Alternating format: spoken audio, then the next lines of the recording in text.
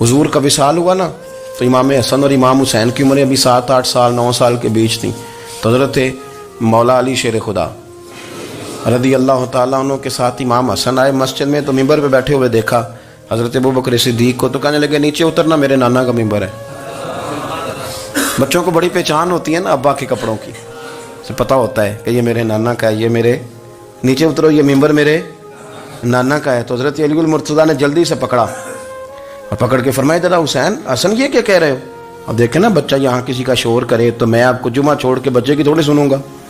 मैं कहूँगा कि भाई ठीक हो गया, बच्चे को ले जाओ जरा इसे पीछे करो, जुमे के बाद बात करते हैं। लेकिन वो थे ना रसूलुल्लाह के नवासे, और हजरत अबू बकर सिद्दीक अजमत और शान को समझते थे। उन्होंने कहा नीचे उतरिए, मेरे नाने का मिंबर है।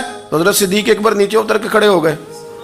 तो एक जुमला, बाकी बुजुर्गों ने भी बड़ा कुछ लिखा है, पर यहाँ एक बात शाह अब्दुल अजीज मुहद्दिस देलवी ने लिखी है।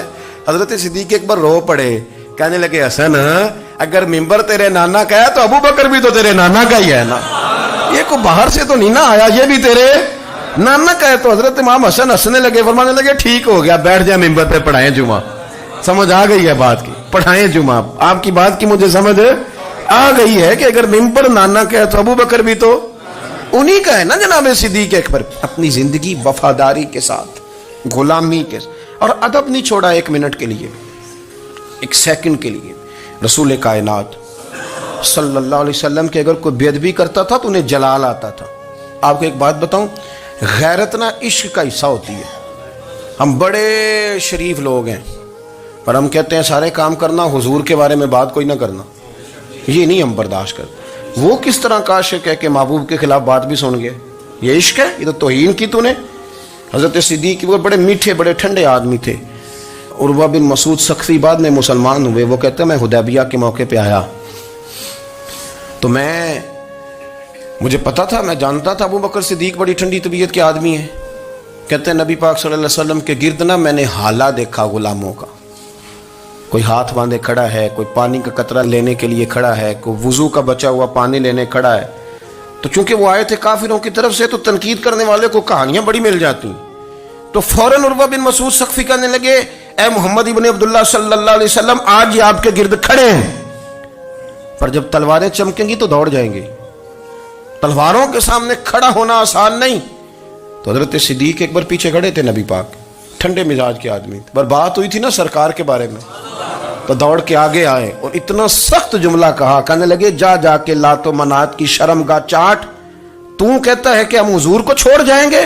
मैं नबी पाक के बाकी गुलामों की बात नहीं करता, तेरे पास जितने सूरमे है ना तू सारे लेके आ, और नबी पाक के दिफा के लिए सिर्फ अबू बकर की तलवार ही काफी है।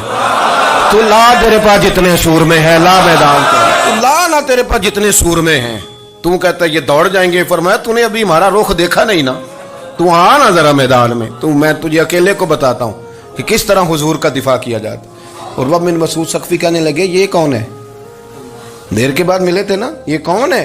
उन्होंने कहा ये अबू काफा के बेटे अबू बकर सिद्दीक हैं। तो उर्वा बिन मसूद कहने लगे ये तो बड़ी ठंडी तबीयत का बंदा था। उन्होंने कहा ठंडा ही है, हम शरीफ बड़े हैं पर हुजूर के गुलामों के लिए, और अगर आए कोई शरीर, अगर कोई आए तो चलो किसी दरवेश की गल कर लेने।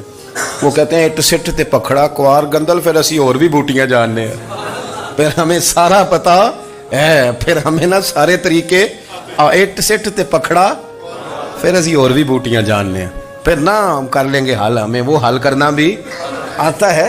लेकिन शरीफ उसके लिए जो रसूलुल्लाह का अदब करे, जो नबी पाक की। हजरत सिद्दीक अकबर मुअद्दब तरीन आदमी।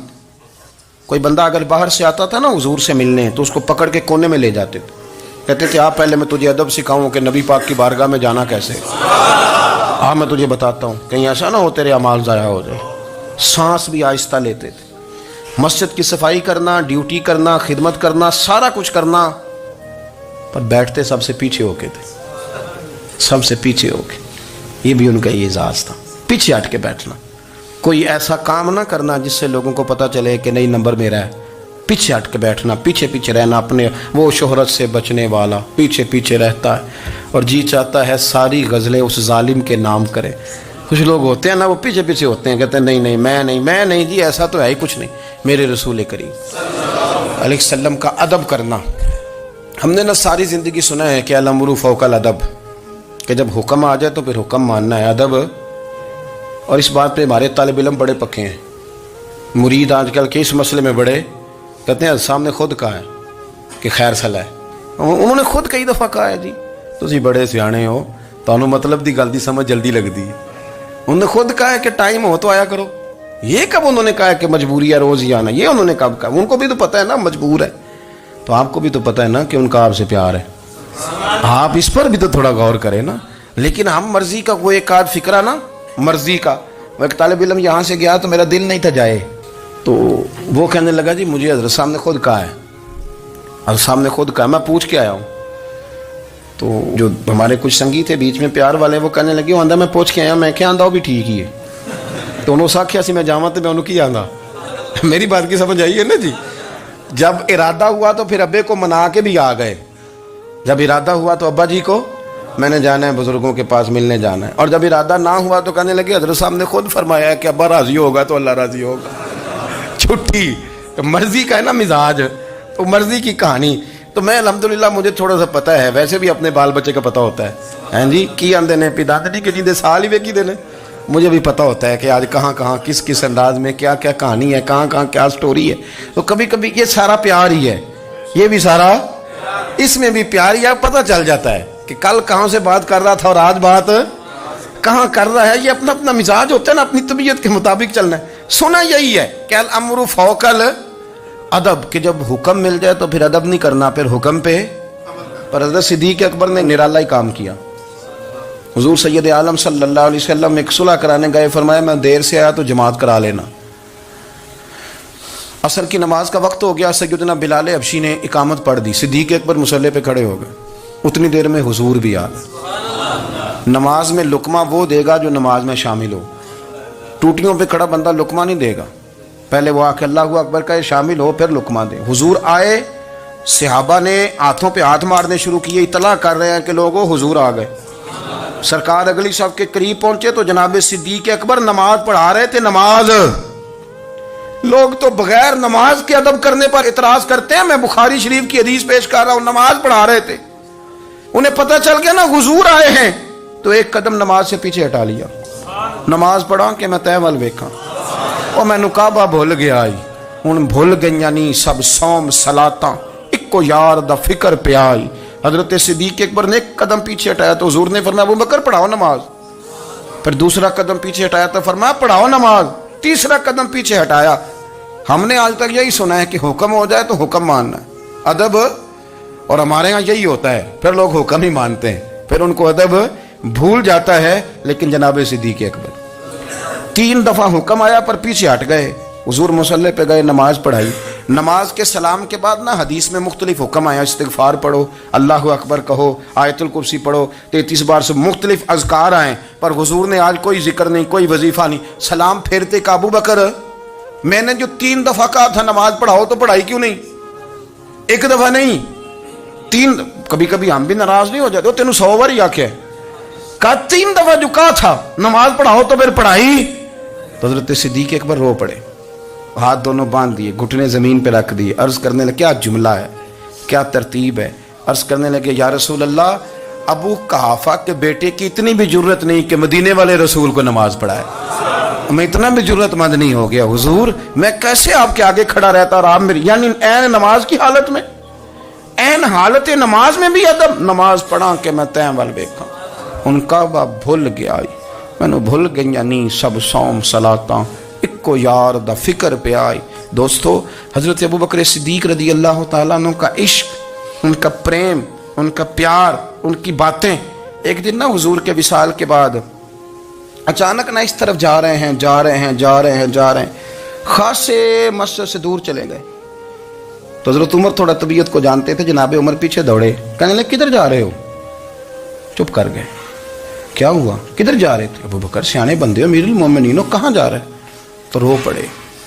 کہنے لگے ایک دفعہ نا حضور سفر پہ گئے ہوئے تھے تو اس طرف سے واپس آ گئے تھے، تو مجھے خیال آیا شاید اس طرف سے آ نہ رہے ہوں. حضرت عمر رو پڑے. کہنے لگے ابو بکر اب تو حضور نے پردہ کر لیا، جنہاں دے دل بر جانی وچھڑن، کون روے پھر تھوڑا. سب روگاں دا روگ محمد جس دا نام آپ ساری سیرت کی کتاب میں پڑھ لیں گے ابو بکر صدیق کا وصال کس بیماری سے ہوا.